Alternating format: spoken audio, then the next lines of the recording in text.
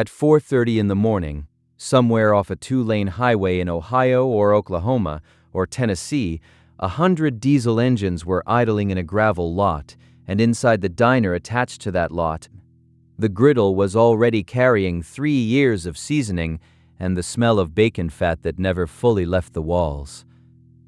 This is where the real America ate breakfast for 40 years, long before anybody put avocado on toast or waited in line for a $5 latte.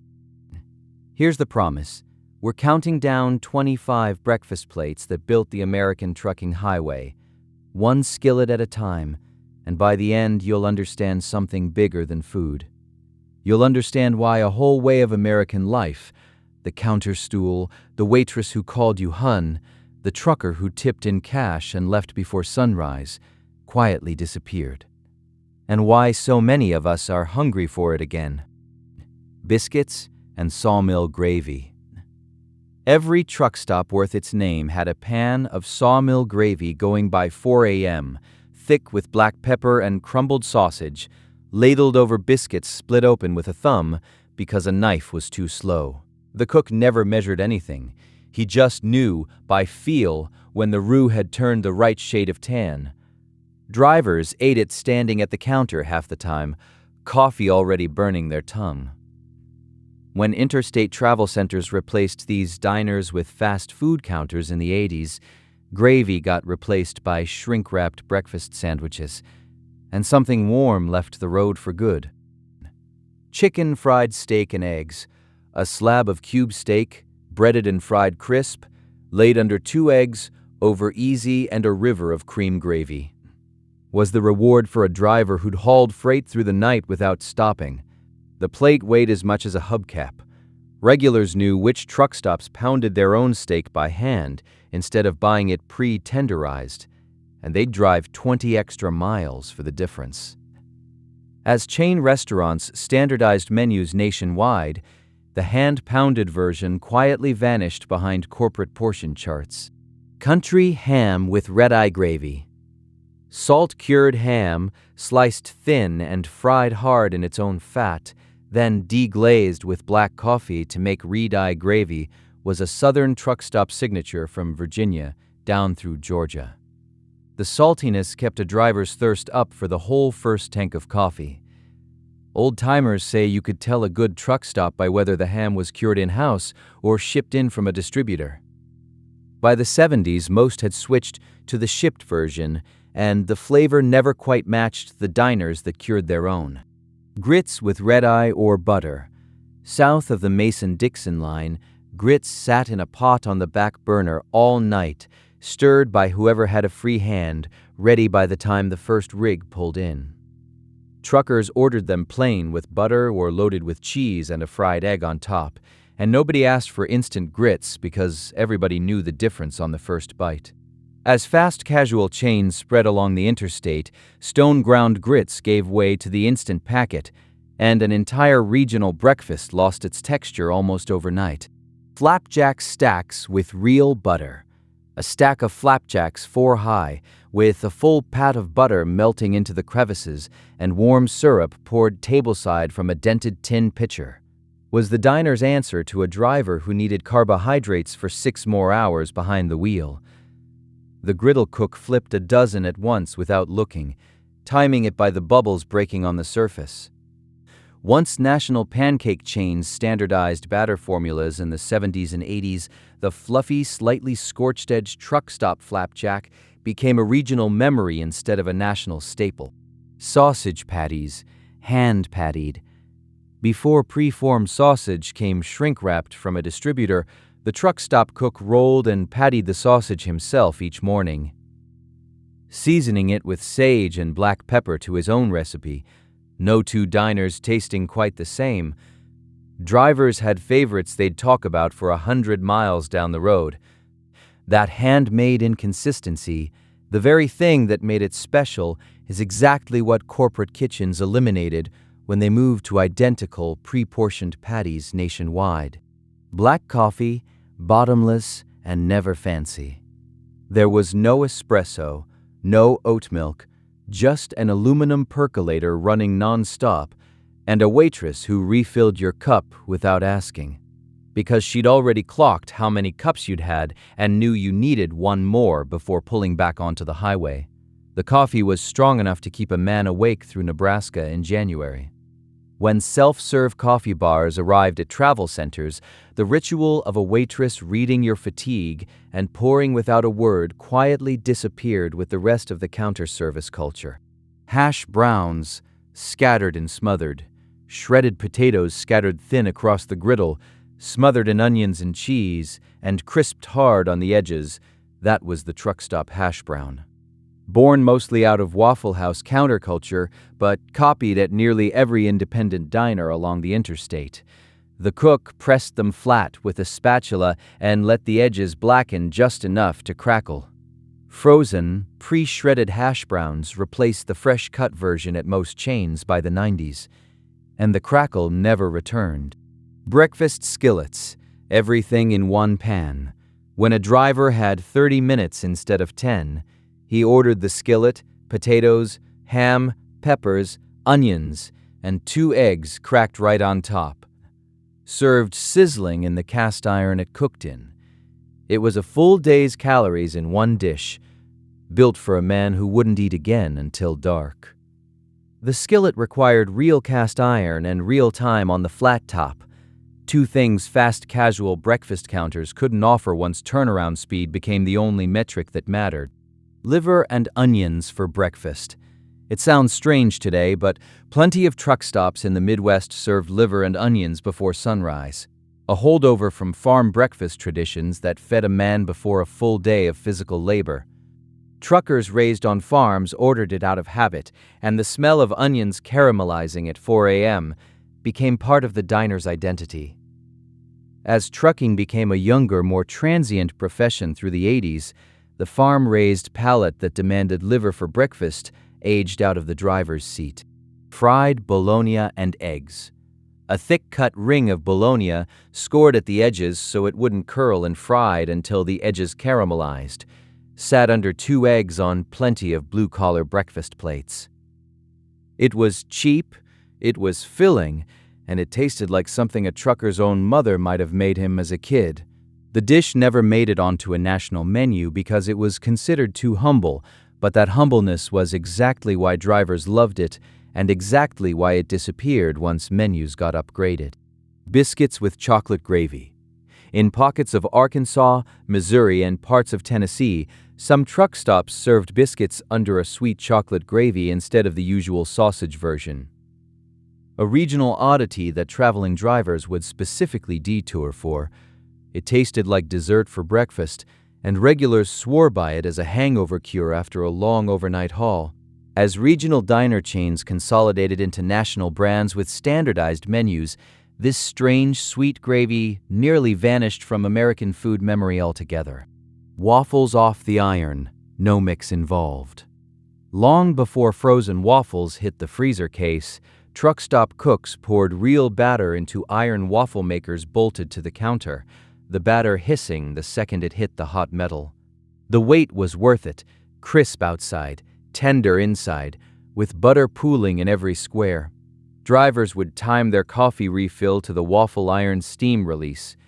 Once frozen waffle technology got good enough to fool a rushed customer, the flat-top waffle iron got unbolted from 1,000 counters for good. Ham steak the size of a hubcap, a ham steak seared hard on both sides, glazed with a touch of brown sugar or pineapple, and served next to eggs and toast, was the truck stop's answer to a driver who wanted meat. Not sausage patties. For breakfast. The portion was enormous, on purpose, a trucker paying by the pound in labor, expected to eat by the pound in food. As portion costs rose through the 80s and 90s, that generous ham steak shrank quietly, plate by plate, until it nearly disappeared from breakfast menus. Creamed chipped beef on toast, known affectionately by drivers using saltier language. This army-born dish of dried beef and cream sauce over toast made its way onto truck stop menus by way of veterans who'd eaten it in the service and missed it once they were driving rigs instead of marching. The dish was cheap to make and stuck to a man's ribs for hours. As the World War II and Korea generation of drivers aged out of the profession through the 70s and 80s, the dish's built-in customer base aged out with it. Eggs fried in bacon grease every time. No truck stop cook in 1965 would dream of frying an egg in anything but the bacon grease already sitting in a tin can by the flat top. And the flavor difference was the whole point. Every egg carried a smoky undertone that no butter or oil could replicate. Health-conscious menu redesigns in the 80s and 90s pushed cooks toward vegetable oil and margarine, and an entire generation of eggs lost the flavor that had defined truck stop breakfasts for decades. Home fries with green peppers. Cubed potatoes, twice cooked and browned hard with onions and green peppers, sat next to nearly every egg plate on the interstate, distinct from hash browns by their chunkier cut and heavier seasoning. Regulars debated for hours over CB radio which truck stop made the best home fries between exits, as pre-cut, pre-blanched potato products entered kitchens nationwide in the 80s.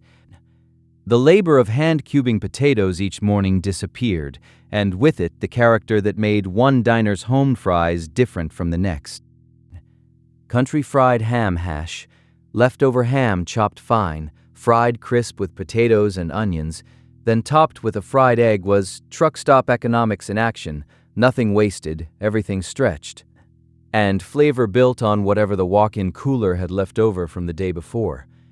It tasted different every single visit because it depended on what ham was on hand. That built-in inconsistency, charming to regulars, was precisely what standardized chain kitchens engineered out of existence once corporate ownership took over most roadside diners. Buttermilk biscuits, made from scratch before sunrise.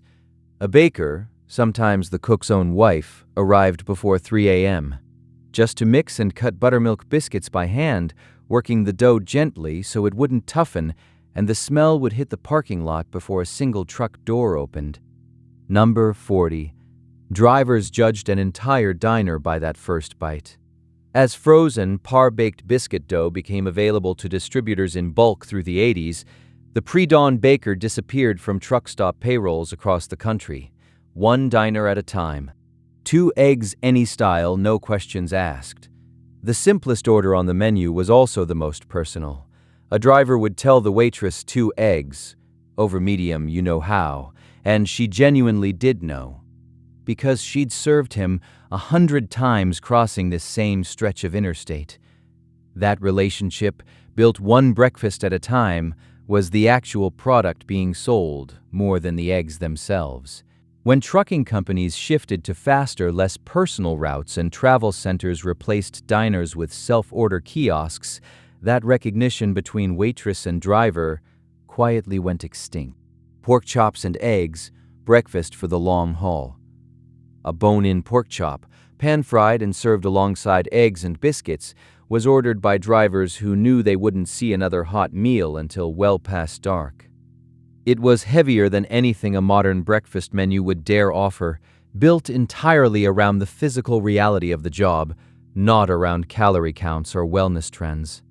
As trucking routes shortened with better interstate logistics through the 80s, the need for a meal built to last 16 hours faded, and the dish faded with it. Cinnamon rolls the size of a fist, baked fresh each morning and iced while still warm enough to melt into every layer, the truck stop cinnamon roll was often the diner's real signature. The thing drivers bragged about on the CB radio for 100 miles in either direction. Some diners became legendary for nothing else. As bakery labor costs rose and frozen dough products improved through the 90s, most truck stops stopped baking in-house, and the fist-sized roll shrank down to something wrapped in plastic under heat lamps. Fried catfish and grits at sunrise.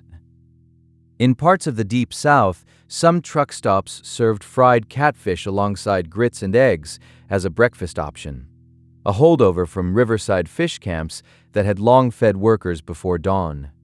It was heavy, distinctly regional, and impossible to find outside a 200-mile radius. as regional identity got smoothed out of interstate dining by national chains chasing consistency over character. This particular sunrise plate became one of the first true regional breakfasts to disappear entirely from the road. The Trucker's Special, a full plate for a fair price. Nearly every independent truck stop had its own version of the Trucker's Special: eggs, meat, potatoes, biscuit, and coffee. All for a price a driver could afford on a schedule and a budget the company set for him. It wasn't fancy. It was fair, and it respected the man eating it. When national chains replaced these diners through the 80s and 90s, menu prices rose to match suburban markets, and the working man's fair price plate got left behind at the exit ramp. The counter seat itself. More than any single dish, what drivers actually miss is the counter seat, the stool worn smooth by 1,000 flannel jackets. The waitress who remembered your order and your kids' names, the other drivers trading road conditions over coffee before the sun came up. That counter was a moving community stitched together across thousands of miles of interstate, held together by nothing but breakfast and familiarity. When drive-through windows and self-serve kiosks replaced the counter through the 90s and 2000s, America didn't just lose a seat. It lost a place where strangers on the same hard job became, for 20 minutes before dawn, something like family. And that's the real story hiding under all 25 plates. It was never really about the food, even though the food was extraordinary in its own unpretentious way. It was about a network of diners strung along the interstate that turned lonely, exhausting work into something bearable, one hot plate, and one familiar face at a time. The trucks still roll through the night today, but most of those counters are gone, replaced by fluorescent-lit convenience stores and vending machines that never once asked how you take your eggs. If this list took you back to a diner you remember, or reminded you of your own dad or grandfather behind the wheel, hit like and subscribe, so more of these forgotten American stories find their way to you.